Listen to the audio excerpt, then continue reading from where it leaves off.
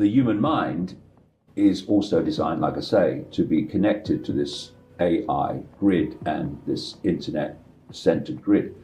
And that means that whoever controls the grid and what goes through the grid and what AI goes through the grid will decide what people think and what people can and cannot do, because all the technology will be controlled.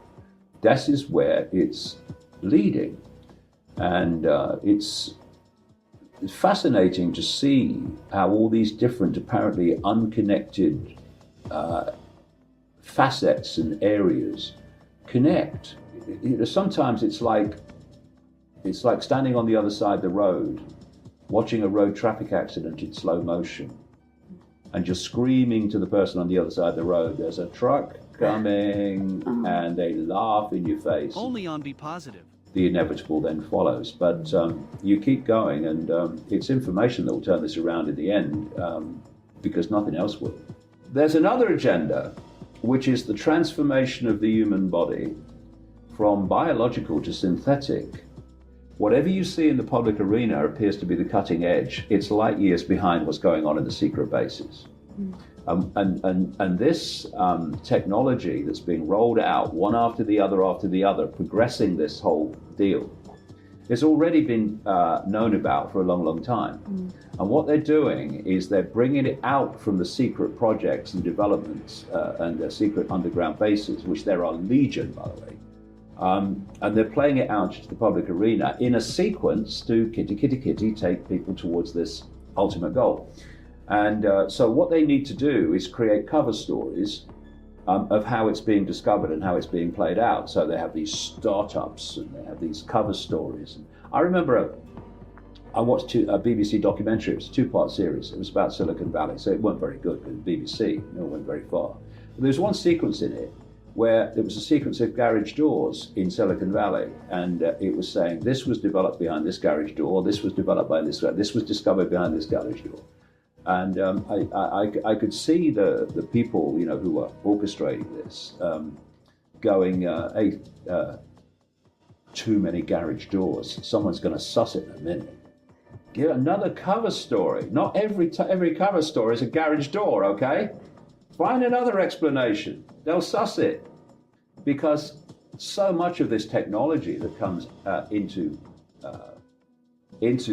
human society with a cover story, with these famous Silicon Valley bloody celebrities behind it, is actually developed by the military, by DARPA and others in underground bases, and it's just played out in a sequence to pull humanity along this road. It's something absolutely people need to understand.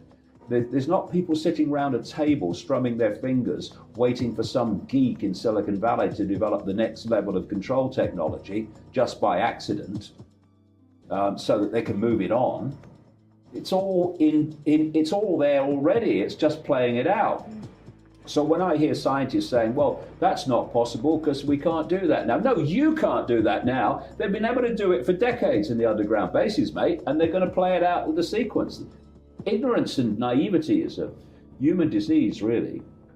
And so the idea is to transform the human from biological to synthetic, where you see synthetic everywhere now as well as smart, because this new synthetic human is the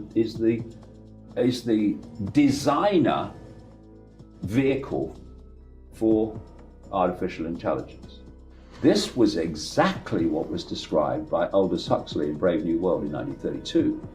Because, as I said before in this series, there are two levels of knowledge. There's the level of knowledge that the mainstream society is allowed to have, and then there's the massively more level of knowledge that this cabal has in the secret projects and secret societies. And if you can access that knowledge, either by blood, sweat, and the other thing, like people like me, or you're in it as a part of it, then you can know about technology that's possible, before this Only on Be Positive. public arena ever sees it. Indeed, if you spoke at that time that this was possible, this public arena would say, that's just sci-fi fantasy. That's never possible. But they know it is.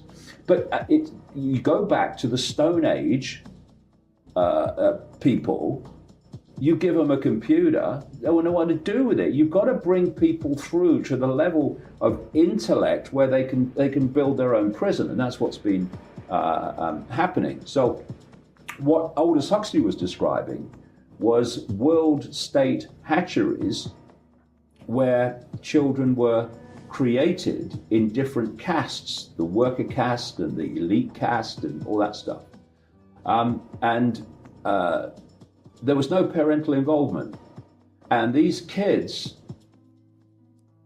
brought up without procreation, were not brought up by parents, but brought up by the state to become perceptually programmed in a much more extreme level even than now.